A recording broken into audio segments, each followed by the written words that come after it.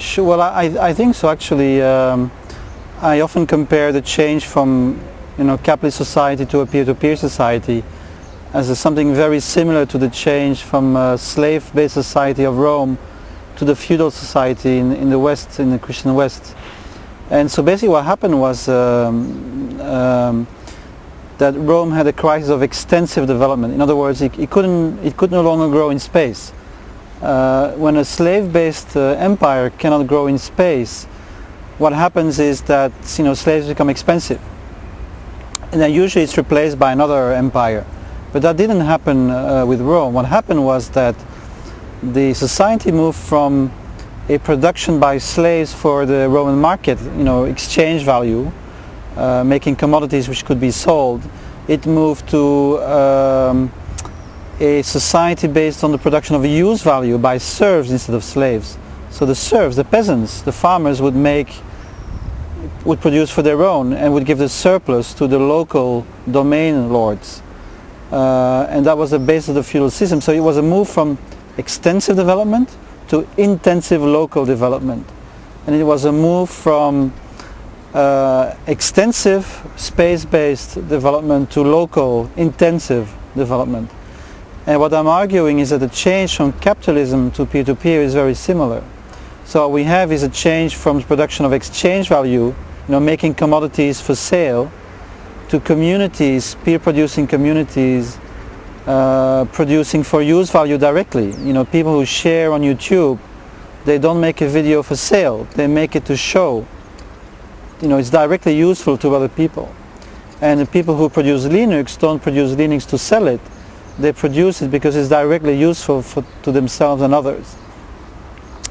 And the other change, I think, is that we are similarly facing a crisis of extensive development of capitalism. If India and China want to be on the same level as Europe and the United States, we need 5 planets. Where are they? We don't have them. So we are facing now a crisis of extensive development, higher oil prices, food prices, water. All these crises are accumulating because we cannot continue in the same way we have been doing. And so what we have is a similar shift from extensive development in space to relocalized production on the local level. But the globalized aspect is open design communities, developing the intellectual value. At the same, look at Rome. What happened was localized production, feudal, but with the church as the globalized intellectual force. And so the more you look into it, the more you see actually similarities. Let me tell you one more. The Marxist vision of taking power first and then controlling the means of production, that never happened. And it never happened in history. What happened was that the slave owners started in a way liberating slaves into becoming serfs because it was cheaper for them.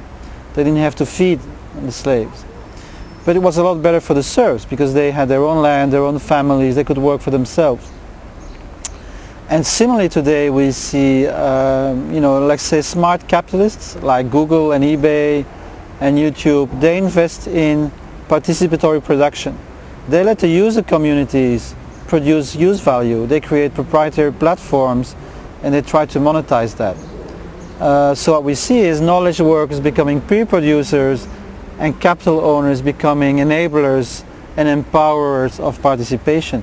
So both classes are changing, reconfiguring at the same time. So again, very similar to what happened at the end of the Roman Empire. That's basically the story.